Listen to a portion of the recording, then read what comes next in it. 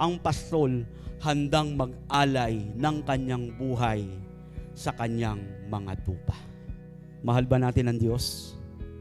Kasi inialay ng Diyos ang kanyang buhay. Binigyan tayo ng Diyos ng proteksyon. Pero minsan, bakit dumarating yung mga punto na lalamig tayo sa Diyos? Hindi natin naisip na siya yung ating tagapagligtas. Tapos sinasabi dito ni David, kahit ano yung daanan ko, naniniwala ako na ang Diyos ang nagbibigay sa akin ng totoong kaligtasan, totoong tagapagligtas ng aking buhay. Kasi lahat ng laban niya, sinamahan siya ng Diyos, pinagtagumpay siya ng Diyos.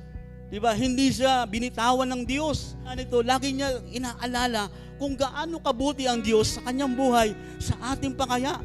Kung paano naging mabuti ang Diyos kay David, lalo rin sa atin, pinapakita ng Diyos kung sino yung Diyos na tagapagligtas natin sa ating buhay.